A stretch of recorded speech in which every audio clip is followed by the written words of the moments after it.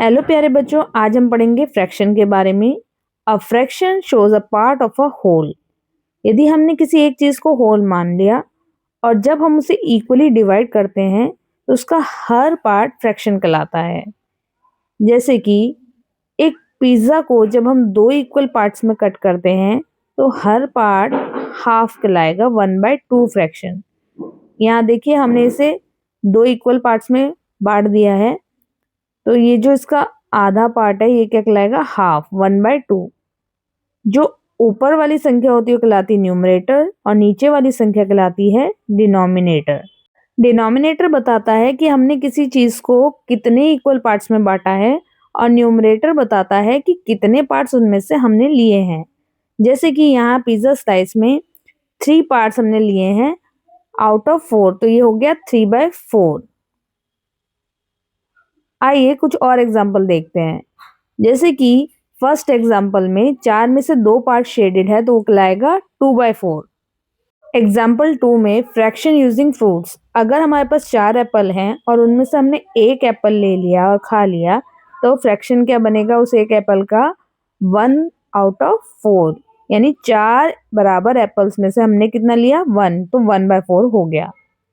Next example लेते हैं fraction using chocolate. हमारे पास चॉकलेट बार के 8 पीस हैं, अगर हम उसमें से 4 खा लें तो हमारे पास कितना फ्रैक्शन बच जाएगा, 4/8। 4 हमने खा लिए और 8 टोटल थे। आइए बच्चों न्यूमरेटर डिनोमिनेटर को एक बार फिर से हम समझते हैं। न्यूमरेटर हमें क्या बताता है कि एक इक्वली डिवाइडेड पूरे पार्ट में से हमने कितने पार्ट को शेड किया है या कितने पार्ट हमने अपने पास रखे हैं। Shows how many parts we have. और डिनोमिनेटर हमें बताता है कि किसी एक चीज को हमने कितने इक्वल पार्ट्स में डिवाइड किया हुआ है, total number of equal parts कितने हैं।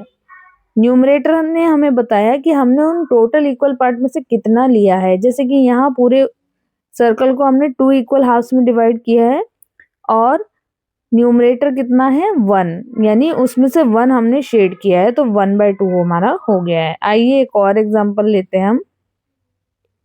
यहाँ एक स्क्वायर है, इसको हमने इस तरीके से 4 इक्वल पार्ट्स में डिवाइड कर दिया, 1 2 3 4, तो टोटल इक्वल पार्ट्स कितने हो गए बच्चों, 4, जो हम डिनोमिनेटर में लिखेंगे।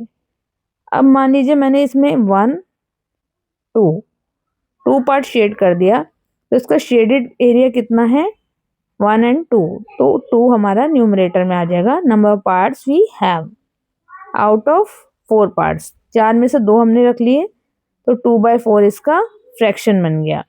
इसी तरीके से हम एक सर्कल ले लेते हैं। सर्कल को हमने वापस से 4 बराबर हिस्सों में बांट दिया, या फिर हम इसे और बांट देते हैं। देखिए यहाँ अब हमने इसके और 4 हिस्से कर दिए, टोटल हिस्से कितने हो गए, 8, तो डिनोमिनेटर में क्या आएगा, 8, total number of equal parts. अब मान लीजिए हम इसमें शेडिंग कर रहे हैं, 1 2 3 पार्ट हमने शेड कर दिया तो कितने आएंगे ऊपर, 3, the shaded part we have are 3। तो बच्चों फ्रैक्शन क्या बना, 3/8। आइए और एग्जांपल की मदद से समझते हैं। यहाँ मैंने एक ही स्क्वायर को 8 इक्वल पार्ट्स में डिवाइड किया हुआ है हर जगह, तो डिनोमिनेटर में सब जगह 8 ही आएगा और हम इसे नीचे लिख देंगे हर एक में। देखिए एक, क्योंकि मैंने 8 इक्वल पार्ट्स में तीनों जगह डिवाइड किया तो मैंने 8 लिख दिया है। अब मैं देखूंगी कि ऊपर मैं कितना शेड कर रही हूँ, तो ऊपर जितना भी शेडेड एरिया होगा उसको मैं लिख दूंगी न्यूमरेटर में। आइए पहली फिगर में देखते हैं। यहाँ हमने 1 2 3 एंड 4 4 पार्ट अभी तक शेड कर दिए हैं। इसके बाद एक और पार्ट शेड किया हमने, तो टोटल पार्ट शेडेड कितने हो गए हमारे, 1 2 3 4 एंड 5, तो the shaded part we have are 5, तो 5 ऊपर आ जाएगा और नीचे total number of equal parts. तो हमारा फ्रैक्शन क्या बन गया बच्चों, 5/8। अब नेक्स्ट फिगर पे आते हैं। यहाँ पे भी 8 इक्वल पार्ट्स ही हैं हमारे पास। अब शेडेड पार्ट देखते हैं, 1 2। शेडिंग कैसे भी हो सकती है, पार्ट्स कैसे भी लिए जा सकते हैं, ज़रूरी नहीं है कंसेक्यूटिव ही हो एक के बाद एक।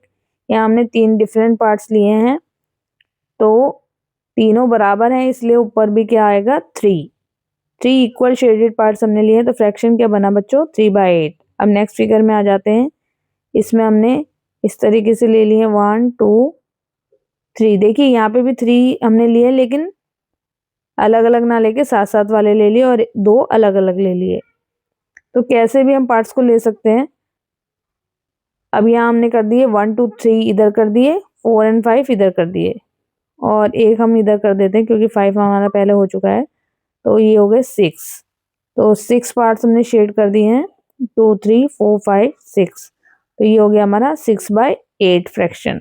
तो आई होप आपको समझ आ गया होगा फ्रैक्शन क्या होते हैं। ऐसी और वीडियोस के लिए चैनल को लाइक सब्सक्राइब करना ना भूलें।